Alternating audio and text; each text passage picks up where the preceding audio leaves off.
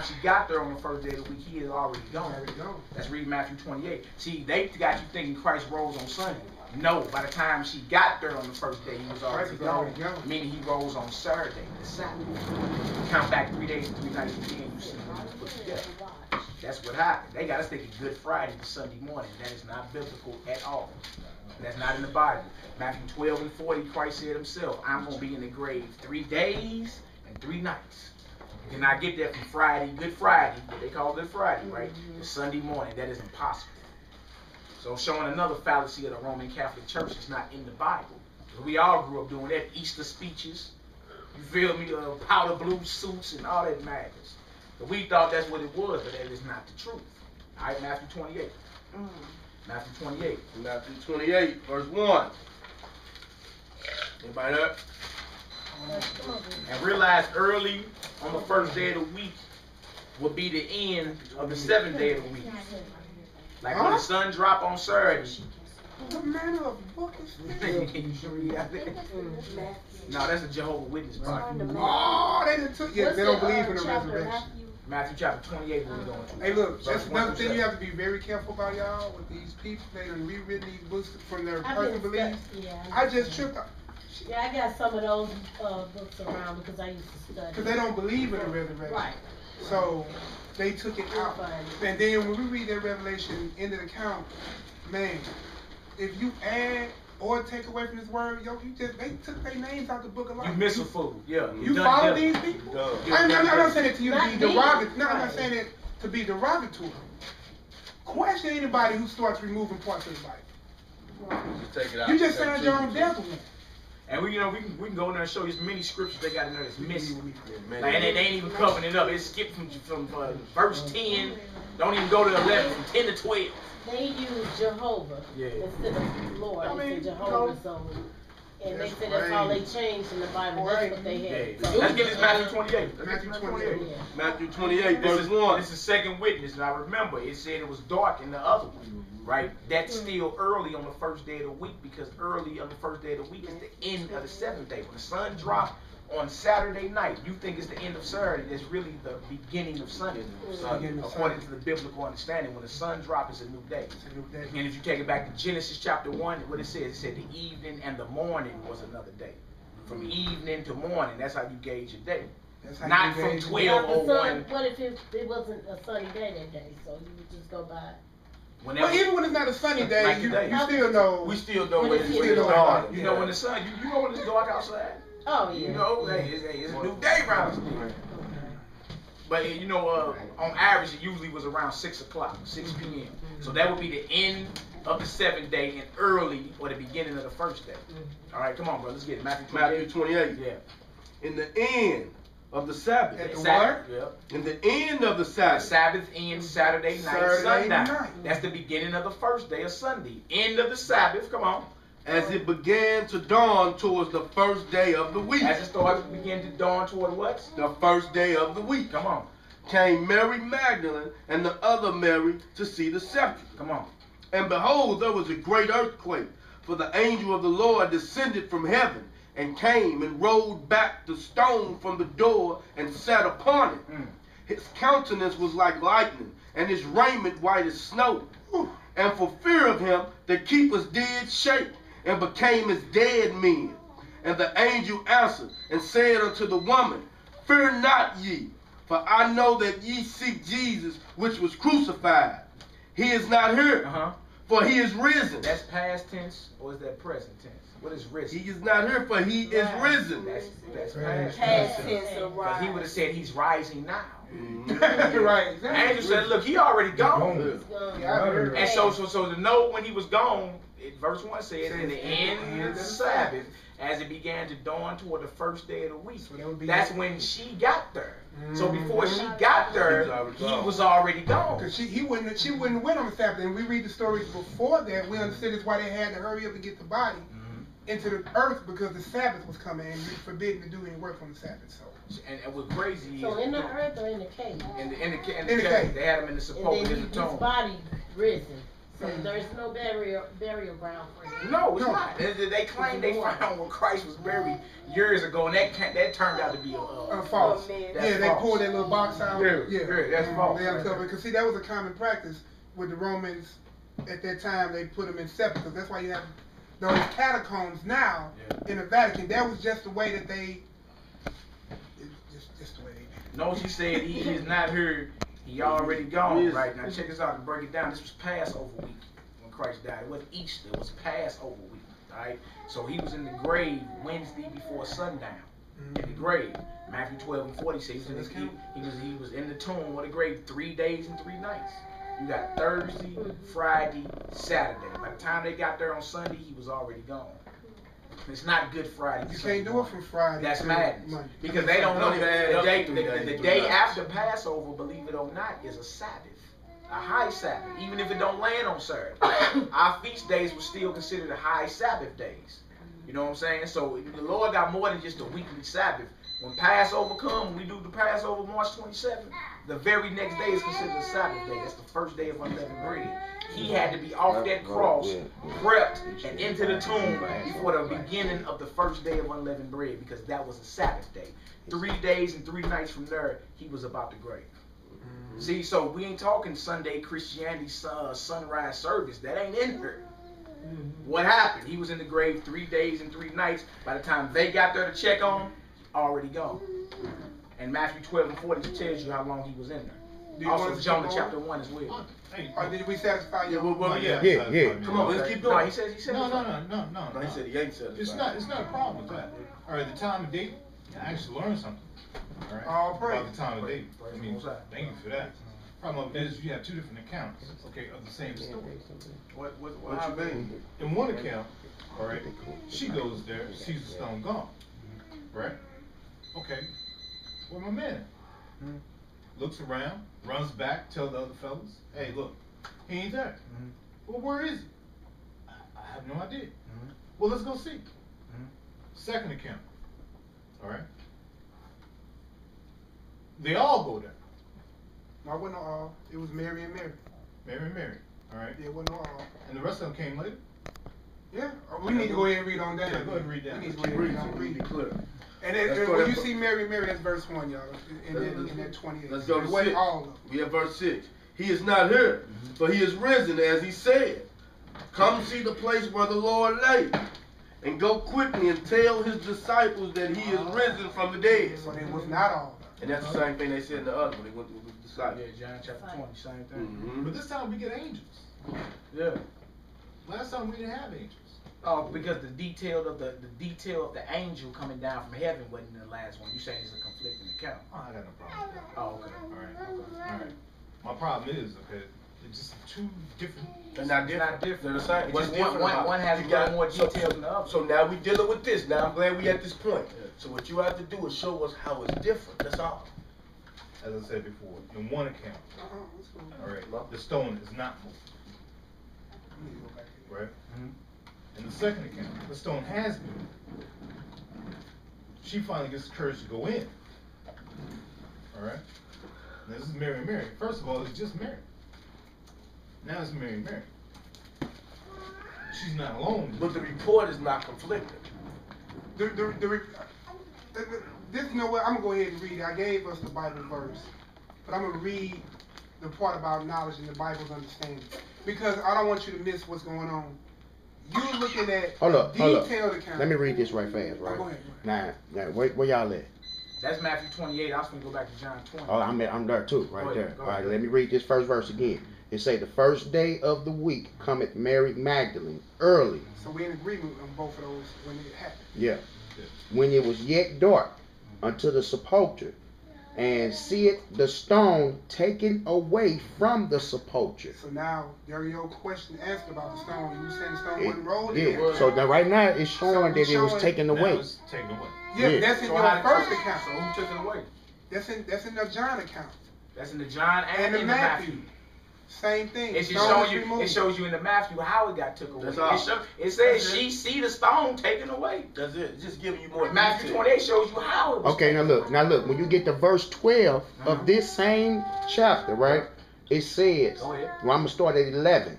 It say in verse 11 say, but Mary stood without the sepulchre weeping, and as she wept, she stooped down and looked into the sepulchre, and seeth two angels in white sitting, and the one at the head and the other at the feet, where the body of Jesus had lain. Okay, so now. So there go the angels again. So you got the angels. So now what we're dealing with is we here having a session about the Bible. I'm telling somebody about it. There's a lot of us there, some brothers and sisters there. We sitting talking about the Bible. And somebody else told the story. Yeah, we been talking about the Bible. It was a brother that brought some Popeyes in. Is our stories conflicting, or did he just expound on him bringing Popeyes? Like, in other words, there's no difference. Like, say somebody, say sister right here speak about what happened today, right here, what we having, right? I'm speaking about what happened today. Because this is her husband, she speaks on the fact that he brought chicken through. You heard me? I might not mention it when I break down my detail, because we brought these books. That wasn't significant to me that he brought Popeye's chicken either. You feel me? So just because one has more detail per se than the other, don't mean the accounts are conflicted. Because we're still here, yeah, as a group. We're still discussing the Bible as a group. That's the meat of the story. So the meat of both of those stories that he risen. Yeah. Like, I might not mention it was a gloomy day. We agreed on Sabbath. We agreed. You're right. We might even mention how we had a hard time opening the window, how we set up. You know, it just depends on who is going to give that more detailed record. But see, the Bible has to be true to itself, because again, and we're going to go back and give you that actually we need to. So we understand, in the mouth of 2 to 3 witnesses, let everything be established. This is how the Bible teaches us, and that's why I say it's important that I'm going to go back and read that Isaiah 28, because those are 2 witnesses. That's one verifying the other. You see what I'm saying? If you have a vision, it says write it. You know what I'm saying? So it bears witness. So that's what it is. And so I'm reading this Isaiah 28. Yeah, I'm going to grab 2 Corinthians 13 and back. Okay. And so when I'm going out, Isaiah 20, I gave this to y'all earlier. I just want us to understand how we supposed to be understanding the Bible. So we just, again, we know both of them was at the Sabbath, end of the Sabbath. Angels. We know both had angels. The stone was taken away. We know both that all of them wasn't there. All the disciples wasn't there like we thought originally. And we also agree that all the angels were there. So there's no conflict in it. But, and that was your premise, that it was conflicting. Because it's more detail in one than the other, which is understandable. But when you get into more detail than the other, it's like comparing news agents. Fox News didn't mention this about the towers dropping, but CNN did. Who do you believe more? Or is it not a fact? It is a fact. The towers dropped. The towers dropped. They thought Osama bin Laden hit the towers. You heard me? That's what we're talking about here. You mentioned something about perspective earlier, right? Certain things may rest on you more about this setting than would rest on me. Being that you facing the window, you may be talking about it was a gloomy day outside. Again, brother 2 bought in chicken. You heard me? Me, because I'm so focused on the script, I didn't even mention bro bringing the chicken in, or even tripped about it being gloomy outside. Now I had to go pick 2 people up. I wouldn't even mention that, but because he has more detail about today's sitting, and you got more detail than mine, does that make my account false? Or is it 2 conflicting stories? It's not 2 conflicting stories. It's more detail, more detail to what it is. That's all it is. I mean, you get there when you even speak in 2 things, you have another witness there with you. Somebody may say something that you just left out. But then when you both explaining it to somebody, you get that. Yeah, that's right. You know what, that did happen. You know what I'm saying? You know what I'm saying? So even you was there, you got to be reminded of certain things that went on when you explain it to somebody. Yeah, that did happen like that. Yeah. You know, stuff like that did come through that food. I'm going to take part of it. Yeah, read it Isaiah 28. Like, now, y'all, these are the rules on how you study and read the Bible. Because anybody can pick up and say, oh, man, I've been reading the Bible. We hear it all the time. And then we ask them a simple question. What's the whole duty of man? You read the Bible. If you study with us, you learn that the first day. Fear God, keep His commandments. But you know how many people that got degrees in religion and can't even answer that? And that's a basic scripture. You feel me? So let's get that. You got that? Isaiah 28. Isaiah 28. Start at verse 10. No, start at verse 9. Whom shall He teach knowledge? That's a question. Who shall the Lord teach knowledge? Right? Come on. And this is important. And whom shall He make to understand doctrine? Now, who is He going to make to understand doctrine? That doctrine means teachings. Question again, right? Come on. them that are weaned from the milk and drawn from the breast. That's a baby, ain't it? So in order to get this, you got to unlearn everything they taught you about this Bible and become as a baby and be retaught according to this. Those that are weaned from what? From the breast. For precept must be upon precept. Come on. Precept upon precept. Line upon line. Line upon line. Come on. Here a little and there a little. For with his stammering lips and another tongue will he speak to this people. So he say, it got to be precept upon precept. I'll give y'all an example. We went to Jeremiah 31 and 31 earlier. And then we went to Hebrews 8 and 8, and it said the same thing. Those are two precepts that you match together. That's a line upon a line. And that way you know the new covenant is what? The new covenant is God's laws on your heart and in your mind, and it's going to the same people the old covenant was under. So that's how you study the Bible. Precept upon precept, or what we call 2 or 3 witnesses. This right here is 2 Corinthians 13 and 1. So he read it in the Old Testament. We're going to read it in the New. This is how you study the Bible. Alright, 2 Corinthians 13 and 1. This is the third time I am coming to you. In the mouth of 2 or 3 witnesses shall every word be established. So you want to establish something as a fact or truth, you got to have 2 or 3 witnesses whose stories match up. It might not be in detail, every detail, but the moral of the story matches up. Right. Old boy came through here, tried to rob something, and got laid down. And that's what happened. You know what I'm saying? Bro may say, nah, you know, he pulled the 40 out and popped it. You may have thought he pulled his Desert Eagle out. You know what I'm saying? But because everything, but what's the fact of the matter? He came through and tried to jack something, he got laid down. You see what I'm saying? So that's what it is, man. That would be in court that would hold up. Even if you thought it was a 40 Glock and you thought it was a Desert, it still gonna hold up in court because guess what? Old boy, shot old boy came through. And that's what we talking about, y'all. And then one thing you gotta know is that the Bible was scrolls that was put together. So certain events happened without 2 witnesses being there at one time. But they was shown the same thing. So when these prophets was out speaking this one thing, they was told to write it down. Well, certain one was told to write things down that years before you done seen a prophet writing that same thing down. Or speaking of this same event, that these two don't have the same time and years to live with each other, but they speaking the same thing. Proving that the spirit that's on them is the same spirit of the Most High. Exactly. We can give y'all another example. Exactly. We go to the prophecy in Moses about us coming into slavery by slave ships. That's in Deuteronomy 28. We was going to go back into slavery by slave ships. Christ spoke the same thing in Luke 21. We going to fall by the edge of the sword and be led away captive into all nations. Christ prophesied about us being put on them slave ships. That's what happened to us. You see that? So Christ and Moses lived thousands of years apart. But the same spirit was at play. That's what we're talking about here. No doubt. That's the same one that Abraham was told. No for short. It's your seed. Gonna serve 400 years in the land that is not theirs. They gonna be afflicted. I want to go into this other source too real quick. Talking about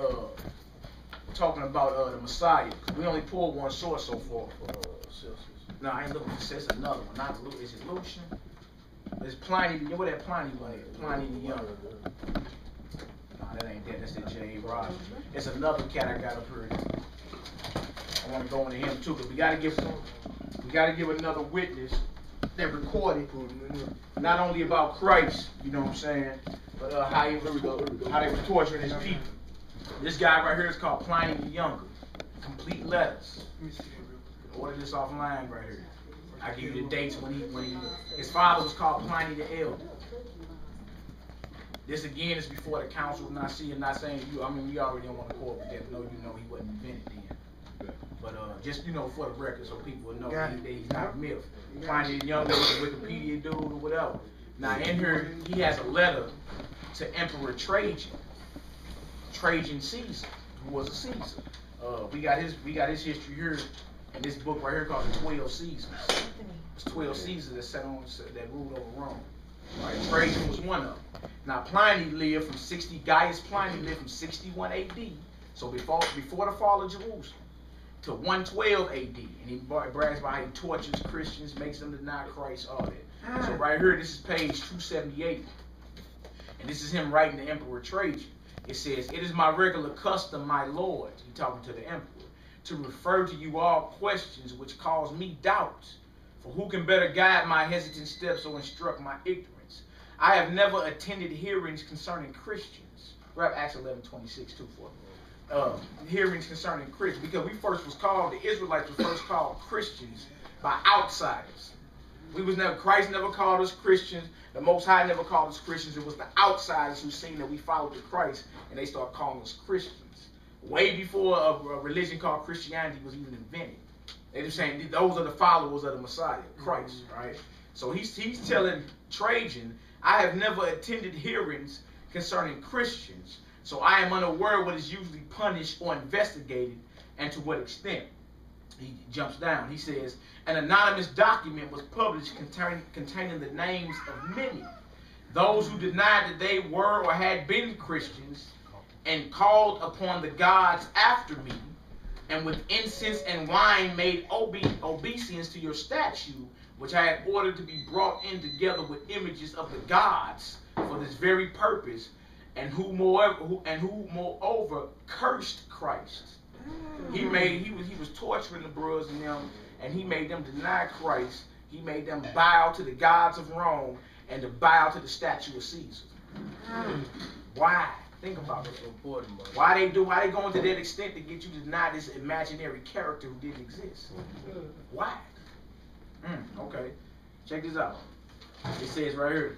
It says, "Curse Christ. Those who are truly Christian cannot." So those who down with him, it don't matter if you send them to the torture racks, they can't deny him. Trip this out. "It is said, be forced to do any of these things, I ordered to be acquitted. All these as well worship your statue and images of the gods and blaspheme Christ." Some of the brothers sold out. They seen the torture racks, the hangman noose, the crosses, the lions they was finna get fed to. They sold out. Like, nah, I ain't finna go through that, right?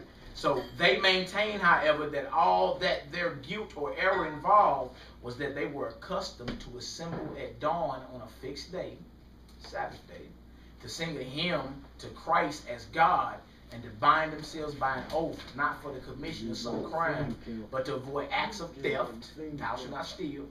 These brothers was following the commandments, right? It says brigadine, adultery. Thou shalt not commit adultery. Right? Because the day they teach you ain't got to keep the commandments of God. But the first followers of Christ bound themselves with an oath not to commit adultery amongst each other, not to steal from each other. None of that. Check this out. It says not to break their word and not to withhold money deposited with them when asked for it. When these rites were completed, it was their custom to depart and to assemble again to take food. So we always was eating, right? Which was, however, common and harmless. They had ceased, they said, to do this following my edict because they had outlawed those that followed the Messiah. So they made it in law. Look, don't anybody confessing him or down with him and get put to death. All right. So after the edict, by which in accordance with your instructions, I had outlawed the existence of secret brotherhoods. So I thought it all the more necessary to ascertain the truth from two maidservants, two women, who were called deaconesses. Even by employing torture. See that? I found nothing other than a debased and boundless superstition. That's what that superstition is. The followers of Christ believe what? Got out that grave, man. And that's amongst the records. They saying that amongst them it was a strange superstition they taught. Because they ain't never heard that. Yeah, but of course not. You never heard anybody resurrecting about the grave. Nope. But he showed you that every night. When you go to sleep, you almost die every night. Sleep is a cousin of death. And you get up, your breath stank, smell like death, don't it? You be stiff. Don't you be stiff? You gotta stretch out. What's all that to be in your eye? That's what forms around dead people's eyes. It's called rigor mortis. You almost die every night you go to sleep. Then you get up and you resurrect. You get up, stretch out, brush your teeth, get that death up off you. Keep it moving. He's showing you the resurrection every morning you get up. You about died last night. Many people die in their sleep. Yeah, that's true. You almost die every night you go to sleep. You be that close to being dead. And then you wake back up, showing you the miracle of the resurrection. Just in your everyday life. Right. Wow. Go ahead, bro. Read that about him.